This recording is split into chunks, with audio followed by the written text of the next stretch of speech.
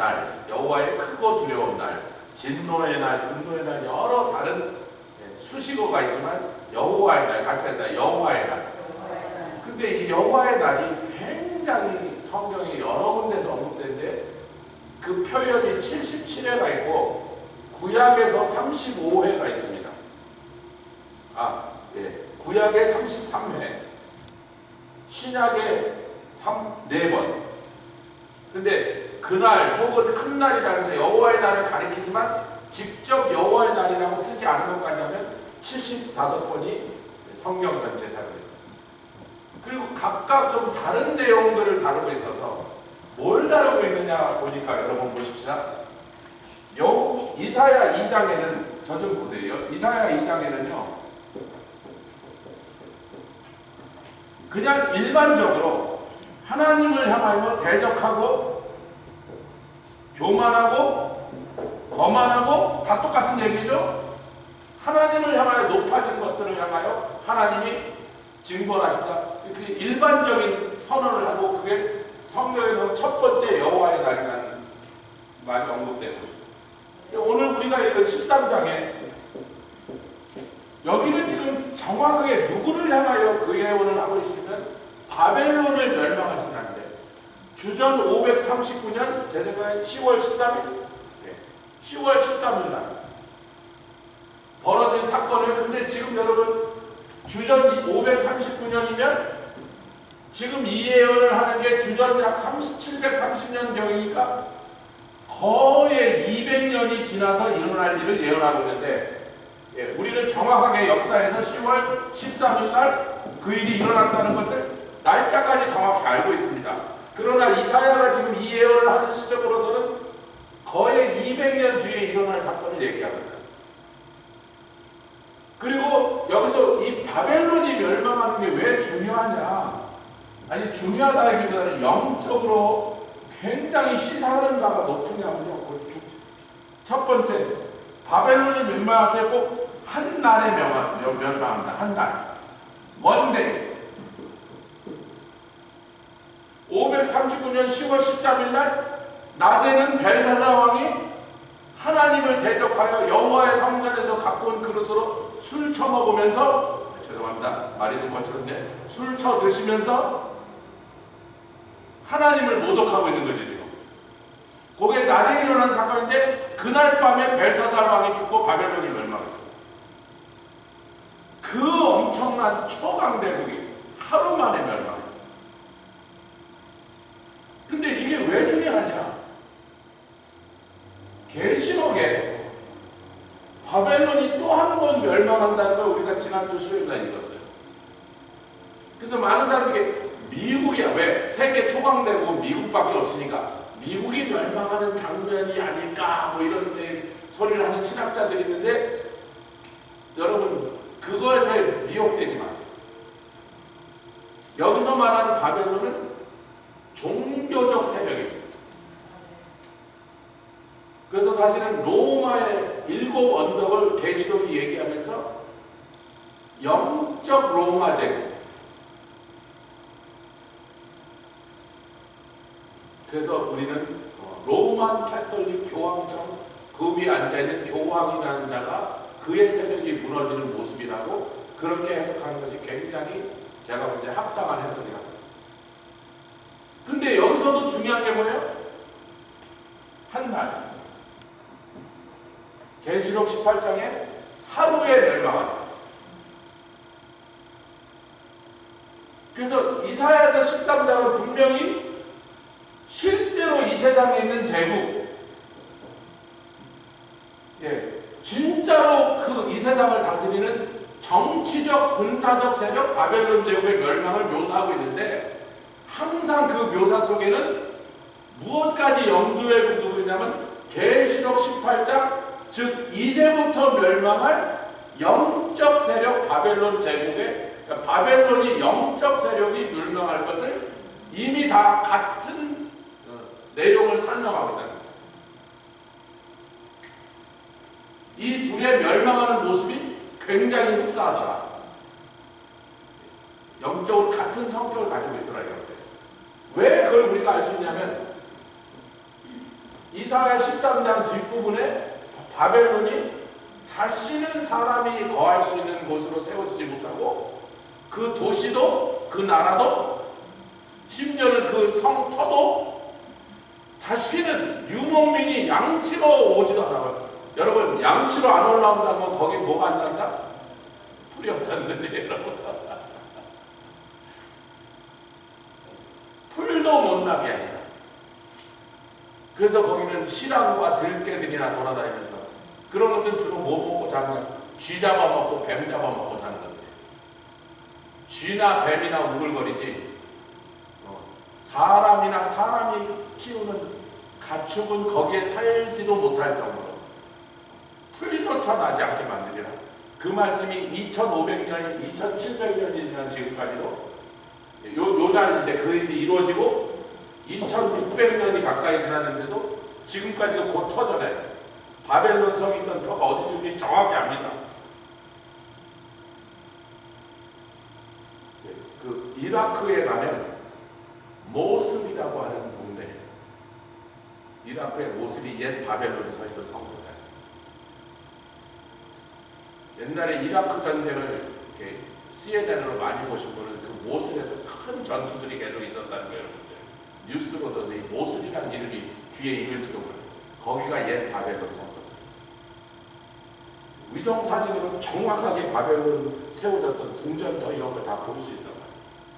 그러니까 우리가 뭐 어딘지 위치를 모르는 뭐 어디 사막에 모래에 묻혀있는 그게 아니고 정확한 위치를 아는데 거기 건물 한 채도 안 돼. 거기 덜러덩 서 있는 게 사담 후세인 지가 살려고 짓던 별장 하나가 짓다 말고 못 끝낸 별장 하나가 흉물스럽게 남아있는 거 하나밖에 없어. 그래서 절대로 실제 바벨론 제국이 아니란 말이에요. 그렇게 해보려고 했던 사담 후세인도 어쩌면 그래서 하나님이 처벌했는지도 모른단 말이에요. 쥐가 느부갓네살에서 바벨론 제국을 다시 일으키겠다는 하나님. 웃기지마. 이사야 13장이 내 예언의 말씀대로 거기는 아무도 못 산다니까 너 죽을래? 그러고 쳤는지도 모른단 말이에요.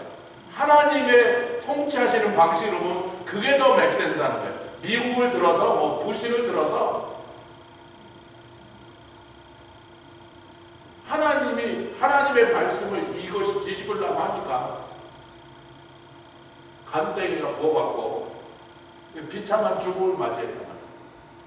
그러니까 우리가 바벨론 멸망이 실제로 일어난 날인데 그날을 여호와의 큰 날이다, 여호와의 날이라고 불렀는데 시작이죠. 여기 바벨론 멸망부터 시작하는 거예요. 자, 그런데 이 사건이 이렇게 간단하게 끝나면 참 이해하기가 쉬운데 구약 성경의 33회, 신약의 4번, 그리고 비슷한 표현으로 간접적으로 설명하기까지 성경 전체 77번이 설명되어 있는 그 여호와의 날이 이 바벨론의 멸망만을 가리킨 게 아니라 3가지 사건을 더 가리키고 있습니다. 같이 하겠습니다. 예수님의 초림, 여기에는 십자가 사건과 승리와 부활까지 포함되어 있는 거죠. 초림하셔서 예수님이 하셨던 모든 사역. 두 번째는 요엘서 2장과 사도행전 2장으로 성령 강림 사건. 여러분, 요거를 성령 강림이라고 설명하면 조금 설명이 부족한 게 교회의 설립이에요.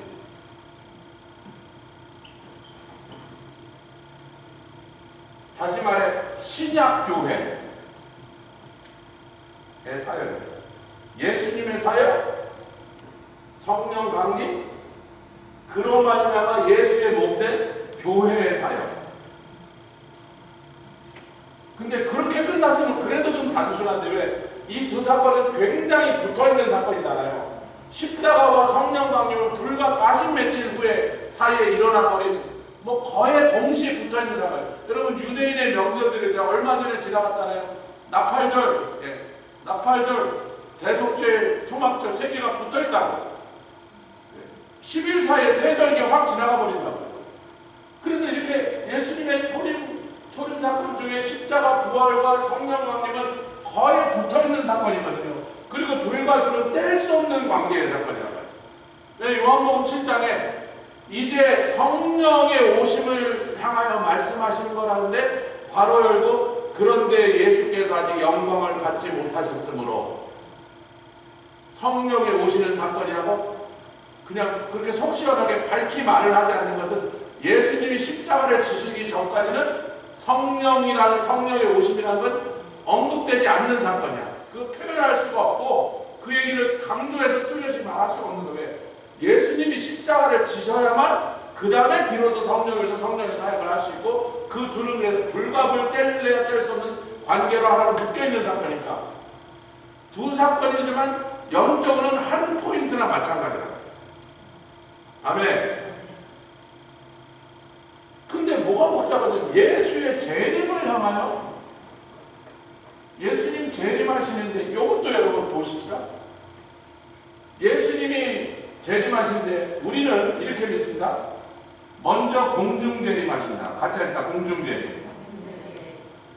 요때가 뭐냐면 성도는 휴거예요. 휴거. 아멘. 그래서 휴거에서 공중으로 재림하신 예수님과 공중에서 만나는. 그 다음에 지상 재림이 있어요. 이 지상 재림이 예루살렘이 적그리스도의 군대, 동원한 군대에게 포위돼갖고 스가랴서 13장에 말한 대로 예루살렘에만 유대인이 유대 땅에만 유대인이 3분의 2가 죽어버리고 400만이 맞아 죽고 부녀자들이 욕을 받다. 여러분 실제 전쟁이에요. 여러분 진짜 부녀자들이 욕을 받어. 남자들은 맞아 죽고 애들도 맞아 죽고 끔찍한 전쟁의 모습이. 그래서 이스라엘에 있는 유대인 인구 3분의 2가 죽는 사건이 벌어지고 이제 예루살렘이 오늘이면 함락될 것 같은 오늘 함락될 것 같은 그 순간 예수님이 지상으로 재림하십니다. 어디로? 감람산. 할렐루야. 그날도 여호와의 크고 두려운 날이라고 말할 때 특징이 뭐예요? 한 날이에요. 한 날. 성령도 한 날. 아멘. 십자가도 한 날. 부활도 한 날. 하루 만에 세상이 뒤집어져. 역사가 급변할 만한 엄청난 사건. 온 지구를 흔드는 대사건들이 한 날에 벌어진다. 다 그 한 날이라는 특징이 있단 말이에요. 뭐 문자로도 용이라고 그랬어요. 용은 day입니다. 용, day. 그 날. 아멘. 그럼 지상재림이 이루어진 다음에 그 다음에 바로 뭐로 되는 바로 천년 왕국으로 들어가서 1000년 동안 마귀는 무적에게 갇히고 아멘. 예수님이 예루살렘 성전에서 직접 통치하시면서 온 세상을 가는데 전쟁도 없고 죽음도 없고 거짓도 없고 병도 없고 늙는 것도 없고 시기 질투 미움 다툼 싸움 하나도 없고 마치 이 땅이 마치 천국 같은 아름답고 평화롭고 완전한 그런 천국과 같은 영광을 누리고 사는데 야, 이 땅이 천국이네. 그런데 1000년이 지났더니 무적에게 갇혔던 마귀를 내보내십니다. 그래서 여기서는 아마겟돈 전쟁이 있었는데 그때는 곡과 마곡의 전쟁이 벌어집니다.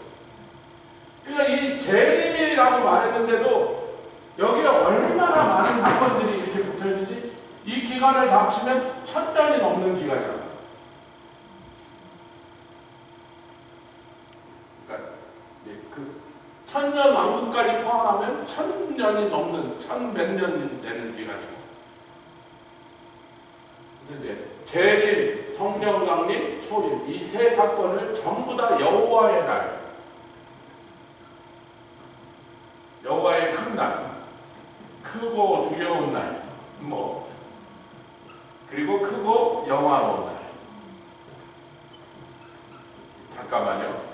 크고 두려운 날이라고 언제 그러시냐면 요엘서에서 크고 두려운 날이라는데 사도 베드로가 사도행전에서 그걸 인용하면서 싹 바꿔버려요. 니네들한테 크고 두려운 날이지만 우리한테 크고 영화로운 날이거든. 그러니까 크고 두려운 날이 될지 크고 영화로운 날이 될지를 갈라내는 그 둘을 쫙 갈라버리는 거는 예수의 십자가. 예수 믿고 구원받은 십자가를 통하여 구원받은 성도에게는 크고 영화로운 날이고 보상의 날이고 보상하신단 말이에요. 끝까지 하나님을 향하여 교만을 떨고 하나님을 대적하고 우상 숭배하고 음행하고 죄악을 회개치 않고 예수 믿기를 거부한 자들에게 보수의 날이고, 보수는 뭐예요? 다른 곳에 복수라고 합니다. 복수와 보수가 같은 뜻으로 쓰여져요. 그들에게는 하나님이 복수하는 날이고 성도들에게는 보상하는 날. 근데 그걸 전부 여호와의 날이라는 그 한 표현으로 다 그것을 가리키고 있으니까 이것들을 우리가 성경으로 쫙 살펴보지 않으면 굉장히 헷갈린단 말이에요.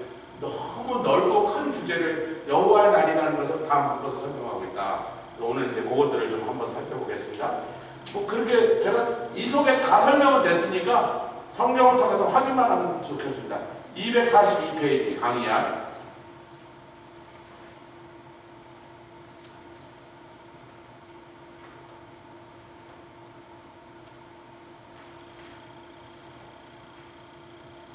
242페이지 제일 위에 보면 이사야서 2장에 하나님을 향하여 높아지고 자고하고 교만한 자들을 하나님이 낮추시는 날이다.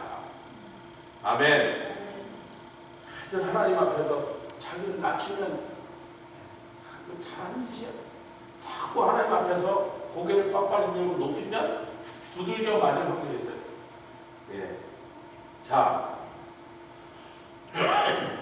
이사야 13장 바벨론 제국을 멸망시키는 장면을 생생하게 그리고 있는 장면입니다. 그래서 우리가 그 내용은 본문 속에 다 있으니까 특별히 설명합니다.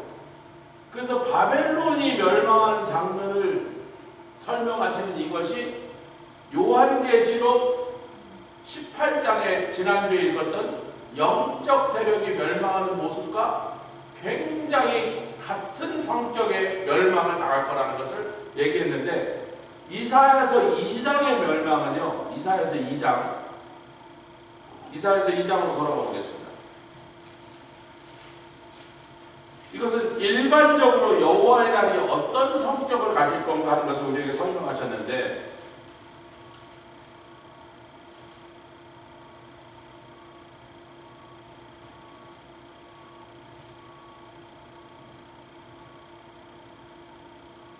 쭉 뭐 이사야서 2장에 쭉 그 얘기가 나왔지만요. 12절부터 나오는데 그거는 이제 아까 봤고 우리가 주의할 게 19절입니다. 이게 계시록 6장과 같은 내용이에요. 그래서 이사야서 2장 19절부터 시작. 사람들이 아멸과 토굴로 들어가서 여호와께서 일어나서 땅을 진동하시는 그의 위엄과 그 광대하심의 영광을 피할 것이라. 21절에 아멸과 험악한 바위 틈에 들어가서 여호와께서 땅을 진동하시는 그의 위엄과 그 광대하심의 영광을 피하리라. 근데 계시록 6장으로 가보겠습니다. 같은 장면이 나오죠. 계시록 6장 12절부터 17절까지가 그 장면이에요. 같이 읽겠습니다. 여섯째 인을 떼실 때 그 일이 현실로 나타난다는 겁니다. 계시록 6장 12절로 마지막 절까지 같이 읽겠습니다. 시작. 내가 보니 여섯째 인을 떼실 때 큰 지진이 나며 해가 청강같이 검어지고 온 달이 피같이 되며 하늘의 별이 무화과나무가 태풍에 흔들려 선 과실이 떨어진 것 같이 땅에 떨어지며 하늘은 종이축이 말린 것 같이 돌아가고 각 산과 섬이 제자리에 옮김에 땅의 임금들과 왕족들과 장군들과 보자들과 강한 자들과 각종과 자주자가 굴과 산 바위에 숨어 산과 바위에게 이르되 우리 위에 떨어져 보좌에 앉으신 이의 나체서와 어린 양의 진노에서 나체서 우리를 가리우라. 그들의 진노의 큰 날이 이르렀으니 누가 능히 서리요. 이게 여호와의 큰 날이라는 게 성경에도 나오고 있는데 이것을 이사야서 2장에서 먼저 일반적으로 어떤 사람들에게 이런 여호와의 큰 날이 임하며 그 날이 임할 때 그 세상 사람들은 어떻게 되리까? 누구예요? 다 하나님을 향하여 높아진 자들이다. 하나님을 향하여 높아진 자들에게는 이런 날이 임한다.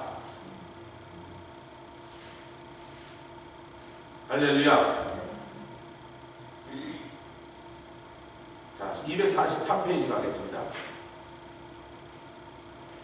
초림부터 살펴봐야죠. 이 초림에 대해서 가장 정확하게 우리에게 선포한 것이 말라기 3장입니다. 말라기 3장 초림에 관한 얘기입니다. 아멘. 네, 이걸 알고 읽으셔야 돼요. 아니면 굉장히 많은 내용에 좀 헷갈려질 수가 있습니다. 정리를 하자는 거예요. 말라기 3장 1절부터 3절. 이게 왜 초림인가? 말라기 3장 1절로 3절 시작. 만군의 여호와가 이르노라. 보라, 내가 내 사자를 보내리니 그가 내 앞에서 길을 예비할 것이요. 지금 이게 누구를 향하여 말하고 있습니까? 세례요한입니다. 아멘. 세례요한이 누구 앞에서? 그 앞에서. 그 앞에서는 누구예요? 예수 그리스도죠. 그게 언제? 예수님의 초림입니다. 예수님의 재림이 아니란 말이죠. 예수님이 이 땅에 처음 오실 때 그가 오시는 길을 예비하려고 하나님 먼저 보낸 사람이 세례요한인데 지금 그 사역을 얘기하고 있습니다.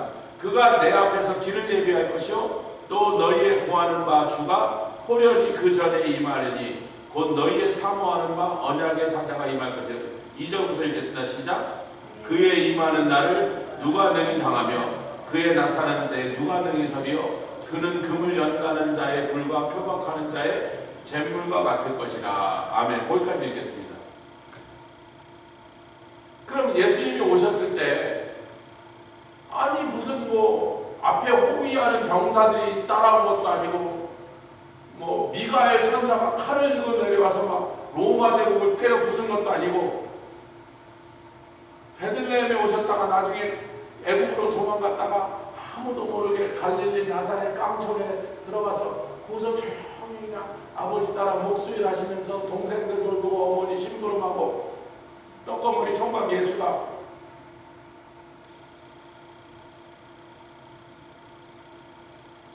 그분의 오심이 전혀 여호와의 크고 두려운 날 같지가 않잖아요.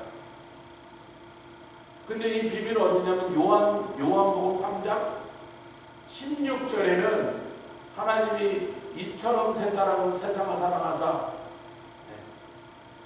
독생자를 주셨으니 이는 저를 믿는 자마다 멸망치 않고 영생을 얻게 하려 하시니라.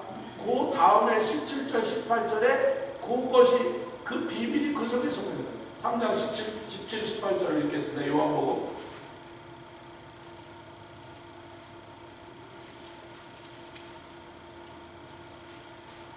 그러니까 3장 16절은 멸망하고 심판하여 멸망하는 게 하나님의 지금 그게 하나님께 중요한 그 뜻이 아니고 어찌하든지 구원의 기회를 주려고 하는 것이다.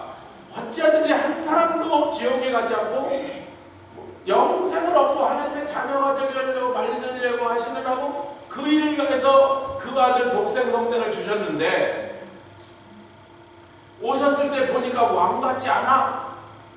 훌륭하고 대단한 인물 같지 않아. 뭐 특별한 걸 모르겠어. 너무 가난한 집에 보잘것없는 태생으로 태어나신 예수님을 보면서 아무도 그분이 하나님의 아들이라고 인정하지 않고 알아보지 못하고 받아들이지 않고 거부했어요. 근데 그 얘기를 우리가 요한복음의 처음에 서두에 뭐라 해요?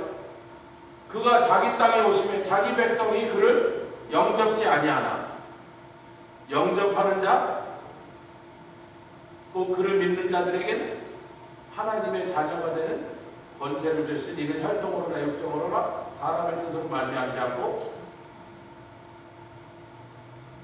그러니까 대부분은 다 예수를 거부했어요. 그런데 다 거부하는 것 같은데도 그래도 하나님께서 믿는 자를 할렐루야 하나님의 은혜로 따로 예비해 두사 믿는 사람들이 있습니다. 믿는 사람에게는 영생을 주시고 하나님의 자녀가 되는 권세를 주셨는데 거부하는 자들에게는 어떤 일이 있는가? 17절입니다. 그래서 거부하는 자들에게 이게 여호와의 크고 두려운 날이 됐단 말이죠. 17절 시작. 하나님이 그 아들을 세상에 보내신 것은 세상을 심판을 하심이 아니요 저로 말미암아 세상이 구원을 받게 하려 하심이라. 저를 믿는 자는 심판을 받지 아니할 것이지만 믿지 아니하는 자는 하나님의 독생자의 이름을 믿지 아니하므로 벌써 심판을 받은 것이니라. 너희들은 죽었다예요. 예수를 거부하는 순간 너는 죽었다예요. 너는 절대로 하나님의 진노를 피하지 못하고 사망을, 멸망을 너는 면하지 못한다. 너의 운명은, 영원한 운명은 그날 결정됐단 말이에요. 예수를 거부하고. 제가 월요일날 지난주에 연락을 받고 이 한국전 참전 용사 중에 한 분인데 거기 회장으로 하시고 그래서 아주 점잖은 분인데 교회를 뭐 다닌다 그러는 거 같기도 하고 안 다닌다는 거 몇 개 했는데요. 갑자기 이제 뭐죠? 루키미아, 골수암이라고 혈액암이라고 하죠. 옛날에 백혈병이라는 게 십몇 년 전에 그걸 걸렸다가 치료받고 살아났는데 십몇 년 동안 있다가 다시 이게 발견됐다는 거예요. 뭐 얼마 안 됐는데 벌써 밥도 제대로 못 먹고 뭐 거기 이제 그 참전 용사들이 이제 저한테 전화 와서 목사님 저희 올해 못 갈 것 같습니다. 그래서 계속 전화도 안 받기는 안 되겠다. 그냥 집으로 가자. 뭐. 전화를 받을 힘도 없나 보다 그래갖고 가서 이제 막 두들겼어요. 아무리 두들겨도 안 나와. 10분을 두들겨도 안 나오니까 뭐 방법이 없잖아요. 문을 열어줘야 된단 말이에요. 오늘 제가 아침에 일어나서 주님 제가 전화해 일주일 동안 전화해도 안 받고 두들겨도 안 받고 뭐 내가 뭐 더 이상 어떻게 합니까? 그 순간에 주님이 또 한 번 가면 큰일 나냐? 마음에 찢어갖고 오늘 또 갔어. 안 나와. 내일 아침에 또 갈지도 몰라. 나올 때까지 살아있다면 아직도 살아계시다. 난 몰라야 되는지 뭐 병원에 갔는지 그 사람이 구원을 받았는지 안 받았는지 몰라 저는. 근데 잘 모르면 아니라고 간주하는 게 나아. 확실치 않으면 구원 못 받았다 생각하고 아니 그 사람에게 예수 믿고 구원 받으라고 십자가도 설명하는데 5분밖에 안 걸리고 뭐 그 5분 동안에 뭐 제가 칼로리를 써봐야 얼마나 쓰겠어. 비스킷 한 개 먹으면 보충될 칼로리밖에 없는데 그게 뭐가 뭐 복잡하니겠어. 멀지도 않아. 그냥 여기서 머리 쓰면 신발도 안 돼. 내일 또 가려고.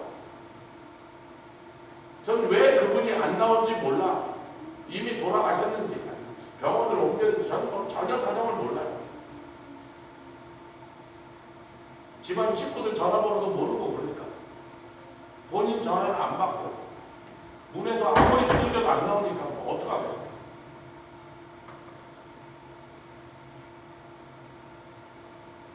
그분이 93세인가 그래요. 93년을 살았어요. 옛날에 70년 전에 한국에 와서 싸웠어. 한국을. 뭐 그러지 않았어도 이제 하나님이 이제 이 세상을 떠날 때가 돼서 이제 이 세상을 떠나라고 이제 부르시고 있는데 뭐 제가 볼 때 그렇게 오래 갈 것 같지 않단 말이죠. 이 세상에 뭐가 중요합니까? 이제 세상을 떠나는 입장에 90년을 넘게 사는 사람 입장에 뭐 잘 살았는지 못 살았는지 부자였는지 가난했는지 학교를 다녔는지 안 다녔는지 뭐 60세가 넘으면 뭐가 별 차이가 없고 70세가 넘으면 뭐 돈이 있는지 없는지가 차이가 없고 뭐 80세가 되면 여자인지 남자인지 중요하지 않고 90세가 넘으면 뭐 살았는지 죽었는지 별 차이가 없다 그랬나? 하여튼 그래. 아니 이제 93세야. 뭐가 중요하겠어요? 여러분 세상 살면서 뭐 억울한 일을 당했든지 떵떵거리고 살았든지 뭐 자식이 효도를 하든지 말든지 부인이 예뻤든지 못생겼든지 지금 뭐가 중요하겠냐고. 아무것도 중요한 게 없어. 지금 오직 그분에게 중요한 거는 예수 그리스도가 당신을 위해 십자가에 돌아가셨습니다. 지금이라도 믿으란 말이야. 93년 동안 안 믿었으면 오늘이라도 믿고 천국 가란 말이지. 아멘.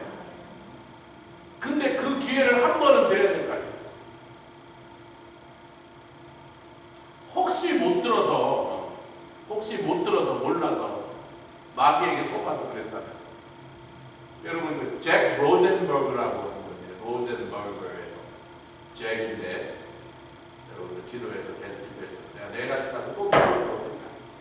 이 세상에 살아있다면 그럼 제가 아직 병원에 가 있다면 병원으로 쫓아가느냐, 뭐 가족하고 연결이 안 되니까 도대체 답답해서. 예수님이 십자가에서 돌아가심으로 온 인류의 죄의 문제를 해결하시고, 아멘. 이제는 지옥 갈 필요가 없게 만들어주시고, 사망이 이제는 아무 상관없게 만들어주셨는데, 아멘. 사망을 이기시고 죄의 권세를 다 갚으심으로 마귀가 무력하게 만들고, 이제 그분을 믿기만 하면 구원받는 그 놀라운 영생의 은혜를 거저 은혜로 주셨는데, 누가 진노하심의 대상이에요? 듣고도 거부한 놈, 들었는데도 싫다고 거절한 사람. 그 사람에게는 다시는 용서의 기회가 없다. 할렐루야. 그래서 이것이 심판의 날이에요. 멸망은 좀 기다려야 되지만 오늘 그 운명이 결정되는 날이에요. 나 예수 안 믿어. 죽어도 예수 안 믿어. 끝까지 예수 안 믿어. 그럼 그 운명은 결정된다. 그래서 예수님의 초림도 여호와의 크고 두려운 날로 그렇게 우리가 이해할 수 있는 날이 된다. 할렐루야. 왜 여기서 말락에서 말하는 오실이라 한 분이 세례 요한이 자기 뒤에 오시는 예수님을 소개하는 거고, 세례 요한이 뭐라 그랬습니까? 예수님 이제 요단강에 세례 받으러 이렇게 오신 거 보더니 이렇게 세례를 주다 말고 저기서 예수님이 오신 거 보니까, 아니 예수님이 자기 세컨 커진이잖아요. 엄마끼리 사촌이니까, 엘리사벳과 마리아가 사촌이니까 자기 야 예수야 내 사촌 동생 반갑다, 그게 아니고 갑자기 고개를 탁 들더니 사람들 보고 그럽니다. 보라, 세상 죄를 지고 가는 하나님의 어린 양이야. 너희는 나를 따르지 말고 저분을 따르라. 그래서 요한을 따르던 제자벳이, 그래요? 저분을 따라야 되는 거예요? 저분 따라 그랬더니 요한을 버리고 예수님께 갔잖아.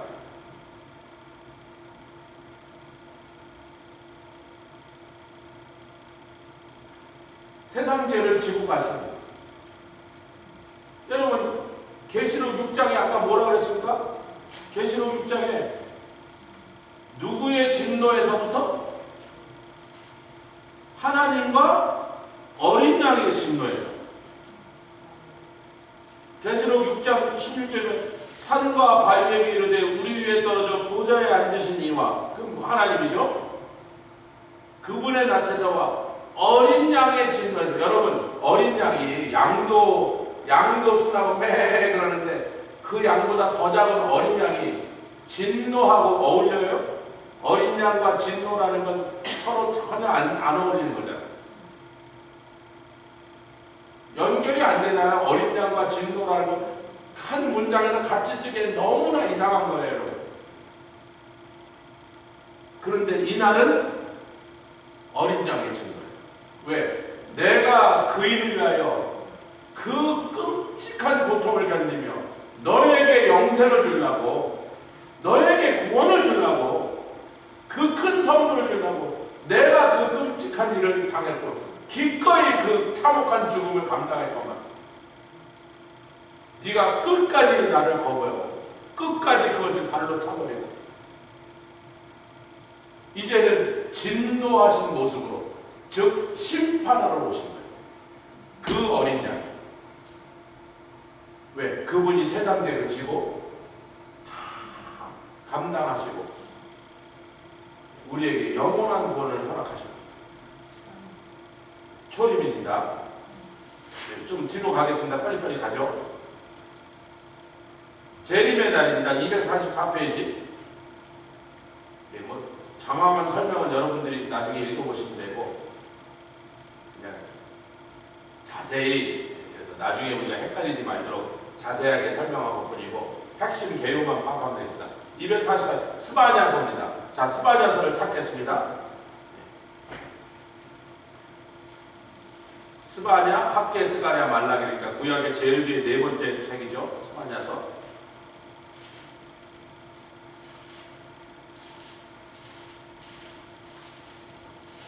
학계서 바로 앞입니다. 스가랴서 1장 2절, 3절 읽겠습니다.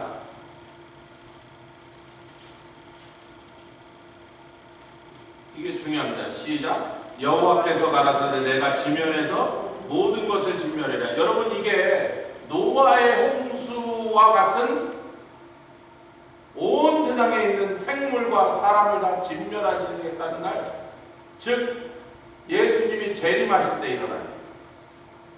그런데 3절, 내가 사람과 짐승을 진멸하고 공중의 새와 바다의 고기와 거치게 하는 것과 악인들을 아우러, 공중의 새가 죽는 것은 억울하죠. 바다의 고기도 갑자기 황당하게 죽는 게 참 분하겠지. 왜? 지네들이 그런 건 하나도 없거든. 근데 그들이 죽는 이유는, 같이 멸망당한 이유는 악인들 때문이에요. 내가 사람을 지면에서 멸절해라. 그래서 예수님이 다시 오신 날이 어떨 때가 같으면 마치 노아의 홍수 때와 같으리라. 아멘. 그러나 노아의 홍수 때가 다른 건 그때는 물로 심판하지만 이제는 불로 심판하리라. 공통점 뭐예요? 지면에 있는 걸 다 죽이리라.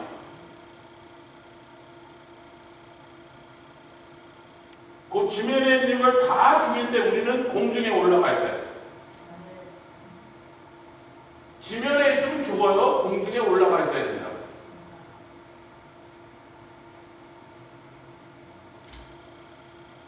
아니, 생선들이 무슨 죄를 졌어요? 뭐 새들이 무슨 흉악한 짓을 했어요? 그것들은 왜 그래요? 지면에 있다가 같이 죽는 데니까요. 그러니까 그 일이 일어날 때 우리는 예수님과 함께 공중에서 주님을 만나고 있어야 휴거를 받아야 된단 말이죠. 아멘. 그런데 그 이유를 이제 밝히시는 거예요. 4절에 왜 이렇게 분노하셨는지. 하나님께서 노아의 홍수로 무지개 언약을 맺으시고, 내가 너희들이 아무리 죄를 짓고 악한 짓을 해도 너희들을 노아의 홍수로 싹 쓸어버린 것 같이 심판하지 아니하리라. 그 다음부터 그냥 참으시는 거예요. 참으시고 또 참으시고, 분하셔도 막 혀를 깨물고 참으시고. 그 하나님이 계속 참으셨더니 이 악한 자들이 막 아이고 뭐 아무리 죄 지어도 뭐 하나님 아무것도 안 하네. 그 베드로 사도가 사랑하는 형제들아, 오해하지 마라. 하나님이 길이 참으시는 이유, 천년을 하루처럼 그렇게 생각, 천년을 참으시기를 하루 참듯이 참으시는 이유는, 그러니까 수천 년을 며칠 참듯이 참으셨단 말이에요. 한 사람이라도 멸망치 않고 회개하여 구원 얻기를 바라는 그 한 가지 마음으로 지금도 참고 계신 건데, 너희들은 그 하나님의 마음을 아랑곳하지 않고 그런 하나님의 길이 참으시고 용납하시고 하나님이 서퍼하시면서 우리에게 구원을 주시는 그 마음을 그냥 짓밟아버리고, 이것들이 뭐 죄 아무리 지어도 뭐 하나님 어디서 뭐 없나 보네, 우리가 이렇게 악한 일 해도 뭐 가만히 있잖아, 저 하나님 죽었는지 뭐 없는지 뭐.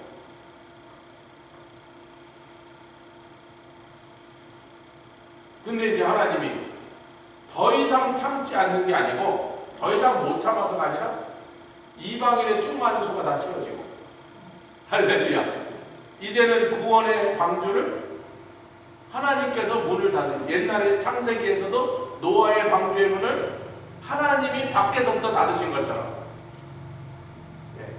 또다시 교회를 통하여 구원의 방주가 되어 복음 전하고 구원하고 전도하고 선교하는 사역이 이제 다 완성돼서 이방인의 충만한 수가 되면, 우리는 모르지만 그 시점에 하나님이 딱 닫아버리시고 이제 불심판으로 내리신다. 그 불심판으로 내리실 때 4절과 5절과 6절을 읽겠습니다. 시작. 내가 유다와 예루살렘 모든 거민에 손을 펴서 바알에 남아있는 것을 그곳에 멸절하며, 바알신을 저기 우상숭배예요. 그마림이란 이름과, 근데 이 그마림이란 이름은 히브리 말로 무슨 뜻이냐면요, 우상숭배하는 일의 제사장들이라 그런 뜻이에요. 히브리어에 카마르라는 단어의 복수입니다. 카마림이 된 거예요. 그래서 한국말은 그마림들이 된, 카마르가 우상숭배하는 제사장들이라는 뜻이에요. 제사장, 림, 그래서 복수형 제사장들. 그러니까 위에 바알에 남아있는 것들 멸절하고 우상 숭배하는 제사장, 이름과 그 제사장들을 아울러 멸절하며, 그러니까 하나님이 세상을 싹 쓸어버릴 때 첫 번째가 뭐예요? 우상 숭배. 5절도 같죠? 무릇 지붕에서 하늘의 1월 성신에게 경배하는 자와 경배하며 여호와께 맹세하는 말감, 구약 성경의 히브리식 발음은 말곰입니다. 암몬 자손의 신들이. 그러니까 맹세하는 자, 계속 4절과 5절은 전부 우상 숭배를 이렇게 여러 가지 표현으로 계속해서 반복해서, 하여튼 우상 숭배하는 데는 내가 다 죽이리라. 근데 6절에 뭐라 하냐면요, 여러분 보십시오. 이게 똑같은 죄인데요, 우상 숭배는 적극적으로 하나님을 대적하고 하나님을 분노하게 한 죄지만, 소극적인 우상 숭배가 뭐냐면 안 믿는 거예요. 그 안 믿는 죄는, 요즘에 유행하는 우상 숭배가 뭐냐면, 하나님 안 믿어, 나를 믿어, 내 실력을 믿어, 내 학력을 믿어, 내 재주를 믿어, 내 수완을 믿어. 근데 하나님께는 소극적인 우상 숭배나 본질적으로 우상 숭배를 한다. 자기를 믿는 거예요. 자기가 우상이 됐어요. 자기가 너무나 대단해갖고, 자기가 너무 훌륭해서, 자기가 너무 똑똑해서, 자기가 너무 재주가 좋아서 하나님 안 믿고도 자기 나를 믿고 살 자신이 있대.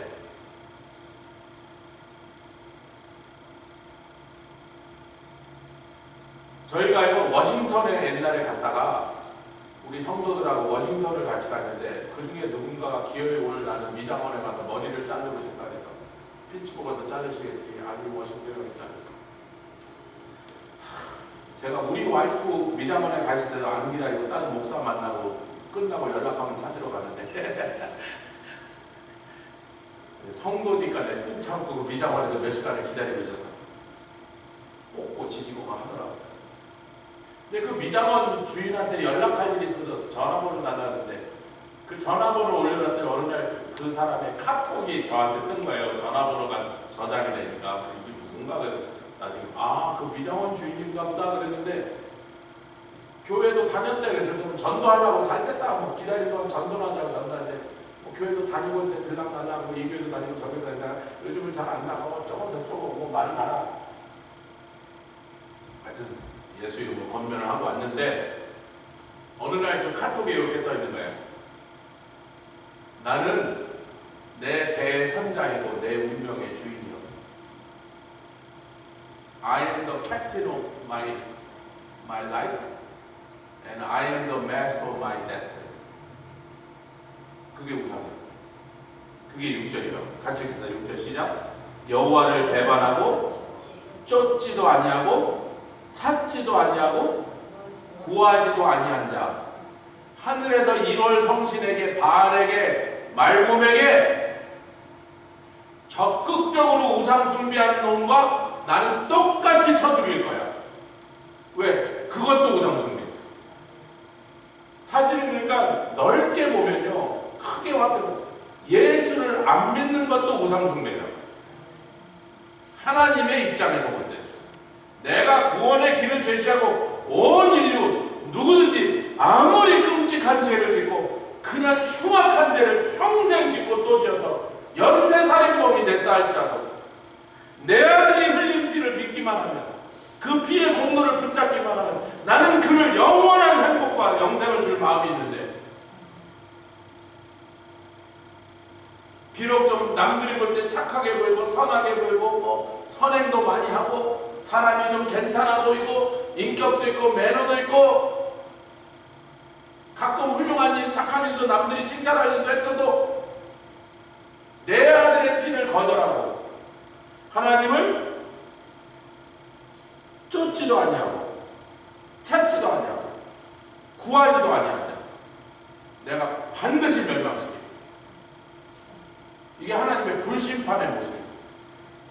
뒤로 가보면요, 이 스바냐서가요 굉장히 특별한 얘기를 하는데, 그날이 바로 이 날이 여호와의 크고 두려운 날인데, 14절부터 읽겠습니다. 시작. 여호와의 큰 날이 가깝고도 심히 빠르도다. 그런데 이 여호와의 크고 큰 날이, 두려운 날이 금방 올 것인데 12절을 보겠습니다. 조심하라 이거예요. 조심해라. 당신들 중에 이런 사람 있으면 조심해라. 여러분, 이런 사람이 우리 중에 많아요. 전도하러 나가면 많아. 예수 믿으라고 하면요, 나는 이런 사람이라고 하는 사람이 많아. 조심하라 그러더라고요. 스바냐서 1장을 읽어주세요. 같이 펴서 읽으라. 12절 시작. 그때 내가 등불로 예루살렘에 두루 찾아 무릇 찢기같이 가라앉아서 심중에 스스로 이르기를 여호와께서는 복도 내리지 아니하시며 화도 내리지 아니하시라. 그 말은 뭐냐면, 나는 그렇게 선한 일도 하지 않았지만 그렇게 악한 일도 안 했으니까 뭐 복도 못 받겠고 화도 못 받겠지만 so what? I live my life my ways. 내 나름대로는 나도 열심히 살았어요. 내가 볼 때는 괜찮게 살려고 노력하고 살았고 나는 최선을 다했으니 I have no regret. 아닙니다. 그 사람도 내가 등불을 들고 찾으면서 멸망시키는 일에 반드시 포함되게. 뭐죠? 중간 문자들, 회색주의자. 그러면서 자기 스스로 내가 뭐 그렇게 악하게 살진 않았잖아. 세상에 있는 그 많은 나쁜 사람들에 비해서 내가 그래도 대체적으로 선하게 살았잖아. 다른 사람도 도와주고, 뭐 예수 안 믿었으니까 뭐 그 사람들 받는 큰 복을 안 받겠지만 it's okay. 그런 복 안 받아도 너무 난 그놈대로 잘 살고 있는데, 잘 먹고. 오늘날 제일 많이 만들어지고 중간지대에 있는 회색 분자들. 같이 하겠어. 믿든지 안 믿든지 딱 부러지게.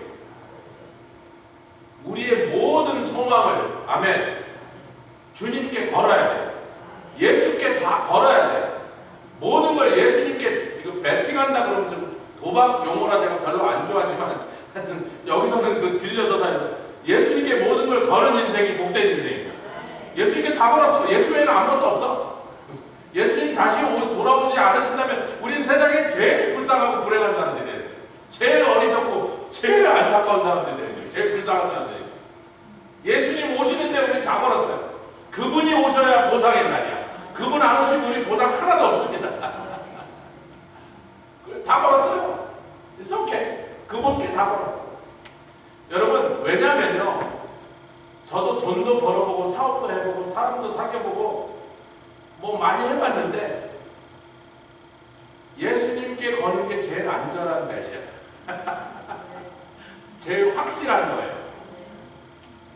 그 어떤 다른 것도 그리 믿을만하지 못해.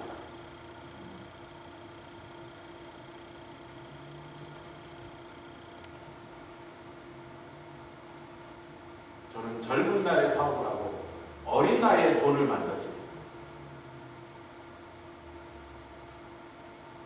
제가 잘하고 못하고 아무 상관없이, 저의 행위와 아무 상관없이 그냥 완전 잘해서 몇십만 불 손해보기도 하고, 남 때문에.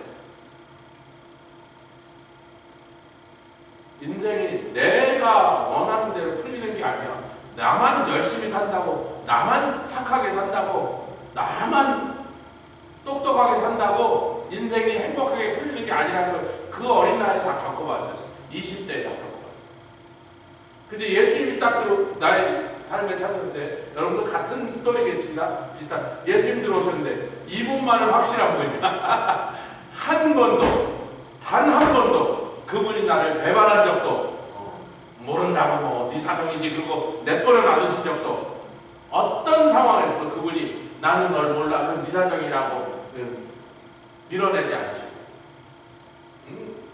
이 정도로 나의 삶에 한 번도 배반치 아니고 내 손을 놓지 않으시고 끝까지 책임져 주신 분이라면 영혼을 맡길만 하네.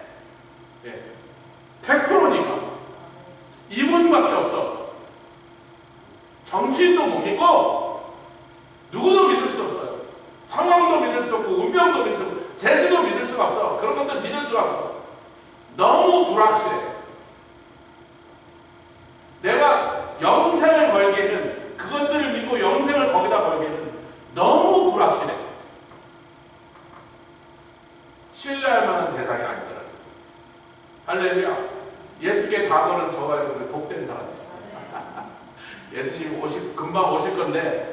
그때 온 세상이 우리를 보고 이제 후회하고 부러워할 날이 오거든.